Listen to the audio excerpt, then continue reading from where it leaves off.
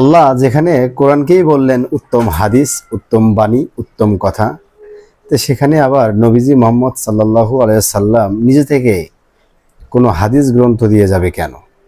এটা হচ্ছে প্রথম প্রশ্ন। যেখানে আল্লাহ নবীকে বলেছেন যে তিনি তার বান্দা, তা নবী যদি আল্লাহর বান্দা হয়ে থাকে তাহলে তিনি কিভাবে আরেকজন বিধানদাতা হবেন? এটা আমার দ্বিতীয় প্রশ্ন।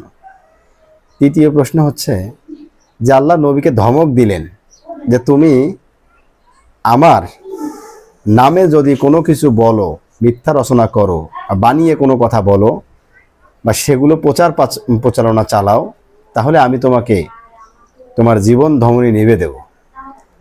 তাহলে কোন দুঃসাহসিকতায় তিনি এই কাজ করবেন? তাহলে আমরা যে বলি যে নবীজির কথা, কাজ, অনুমোদন, কর্ম যা কিছু রয়েছে সব হচ্ছে হাদিস, অর্থাৎ বুখারী হাদিস, তিরমিজি হাদিস।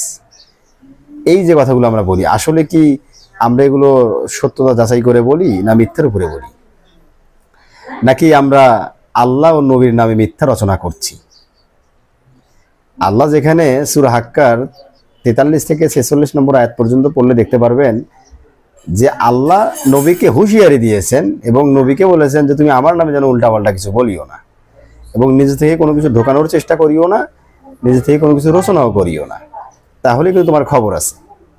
তাহলে নবী কেন বলবেন বা কি কারণে বলবেন? আর আমরা সেটাকে আজকে, যেটা নবী বলেন নাই, যেটা নবী সনদ দেন নাই, প্রমাণ দেন নাই, সেটাকে আমরা আজকে গুরুত্ব দিচ্ছি এবং সেটাকে আমরা মেনে যাচ্ছি। আর আমরা অজ্ঞ এবং মূর্খরাই এই কথাগুলো বলি যে নবীর, আল্লাহকে মানতে গেলে নবীকে মানতে হবে, আর নবীকে মানতে গেলে হাদিস পড়তে হবে, হাদিস মানতে হবে। তবে হাদিস তো কোরআন, আল্লাহই বলছেন কোরআন। এই হাদিস সংক্রান্ত বিষয় নিয়ে, মানে হাদিস শব্দটা কোরআনে এসেছে 27 বার। 27 বার এই হাদিস শব্দটা আল্লাহ ব্যবহার করেছেন। এই সংক্রান্ত এই হাদিস শব্দটা আল্লাহ 27টা আয়াতে বর্ণনা করেছেন। অর্থাৎ আল্লাহর থেকে আর কার কথা উত্তম? আল্লাহর কথার চেয়ে আর কার কথা উত্তম হতে পারে, সত্য হতে পারে? আল্লাহর হাদিসের থেকে আর কার হাদিস সত্য হতে পারে? এই কথাটা আল্লাহ 27 বার উল্লেখ করেছেন কোরআনে। তাহলে এই 27টা আয়াত কি আমাদের চোখে পড়ে না?